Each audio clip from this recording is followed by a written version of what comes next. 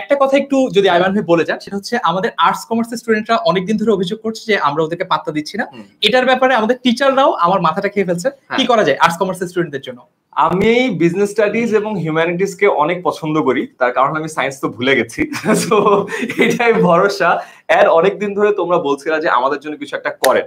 আমরা এই গ্রুপের একদম শুরু থেকে দেখবা কয়েকটা সার্ভে করেছি। আমি নিজেও জিজ্ঞাসা করেছিলাম যে তোমরা কে কতজন আছো হিউম্যানিটিস থেকে, বিজনেস স্টাডিজ থেকে, এবং তোমরা বেশ ভালো সাড়া দিয়েছো।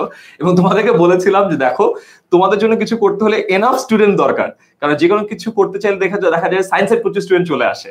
বাট আমরা দেখা গেলাম significant number of business studies, তার থেকে একটু কম হলেও significant number of humanities student আছে, এবং তাদের জন্য একটা ঘোষণা করিয়ে দিব। অবশ্যই অবশ্যই অবশ্যই হ্যাঁ।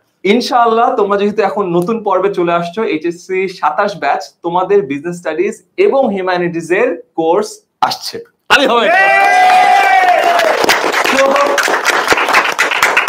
অনেকদিন ধরে আমাদের প্রতি তোমাদের একটা ক্ষোভ, অভিমান, রাগ, ঘৃণা, আরো যদি খারাপ কিছু থাকে, অভিযোগ এন্ড কিছু গালি যেটা ওর ইনবক্সে যাইতো, এই সবগুলোর মধ্যে থেকে যেটা সামারি আমরা পেয়েছি যে আমরা বলে অনেক বৈষম্য করি।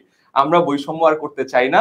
আমরা তোমাদের সবার জন্য একটা স্পেশাল কোর্স নিয়ে আসছি। অফকোর্স একটা হবে না, 3টা আলাদা আলাদা, আর এটার ডিটেইলস গুলো ফারহান বলে দিবে।